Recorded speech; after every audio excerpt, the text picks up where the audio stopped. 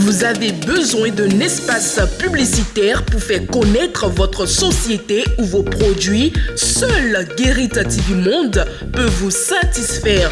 Pour tout renseignement, contactez le 00229 91 19 10 10.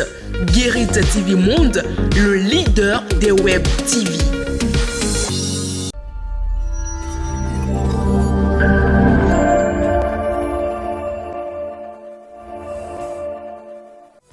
Inconditionnel ami des échos de la Marina, bonjour et bienvenue à tous.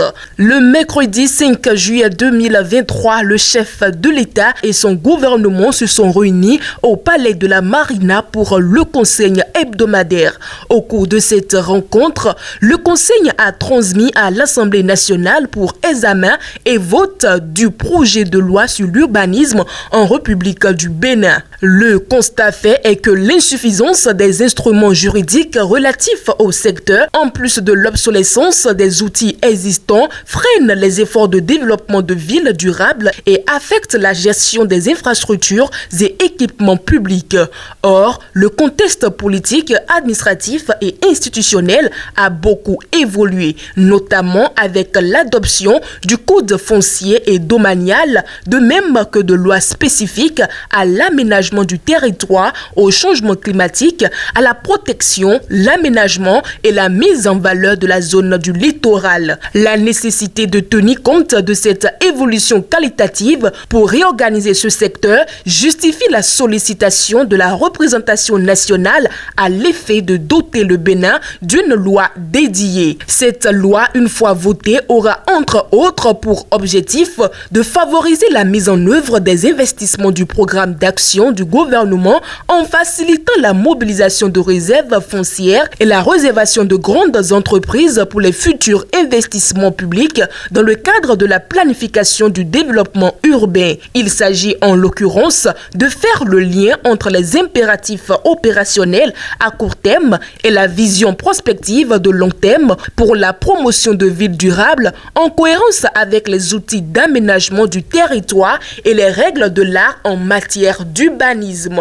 Autre objectif de cette loi serait d'intégrer aux principes, règles et instruments de planification et d'aménagement urbain les outils de protection et de valorisation des zones sensibles, notamment celles du littoral, d'adaptation au changement climatique et de transition énergétique. Le ministre chargé du cadre de vie, une fois la procédure législative achevée, organisera en collaboration avec le ministre de la Justice des séances de vulgarisation de la loi afin que son contenu soit accessible au commun des citoyens pour conséquemment induire des changements de comportement nécessaires à l'appropriation de nouvelles règles de vie en ville.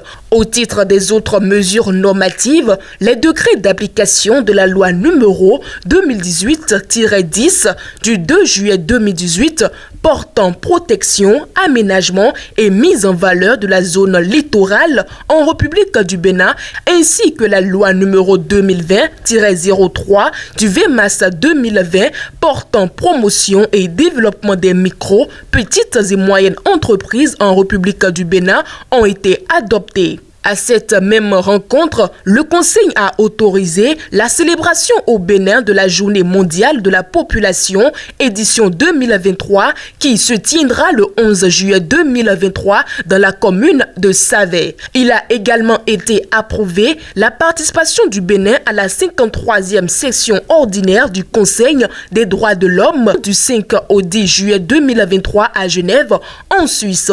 La 9e édition des Jeux de la francophonie, volet culturel, qui se tiendra du 28 au 6 août 2023 à Kinshasa, a également été autorisée. Et pour finir avec ce conclave hebdomadaire du mercredi 5 juillet 2023, des nominations ont été prononcées après avis du Conseil supérieur de la magistrature au ministère de la Justice et de la législation. Et sans oublier aussi la nomination faite au ministère de la Santé. Hors du Conseil des ministres, à présent, le chef de l'État Patrice Talon s'est rendu ce samedi 9 juillet 2023 en Guinée-Bissau. Bissau. Contrairement à ses habitudes, le chef de l'État Patrice Talon va participer au sommet de la Communauté économique des États d'Afrique de l'Ouest, CEDEAO, organisé en Guinée-Bissau. La situation du Burkina Faso, du Mali et de la Guinée-Conakry sera à nouveau débattue par Patrice Talon et ses pairs. Mais bien avant de se rendre en Guinée-Bissau, le chef de l'État Patrice Talon a été reçu au Nigeria par son homologue Bola Tinubu vendredi 7 juillet 2023. C'était une visite de courtoisie au cours de laquelle les deux chefs d'État ont échangé sur les nouveaux axes qui avantageront les deux nations afin d'impacter positivement plusieurs secteurs d'activité pour une nouvelle dynamique entre les deux pays. Ainsi prend donc fin ce numéro de votre émission Écho de la Marina. À samedi prochain.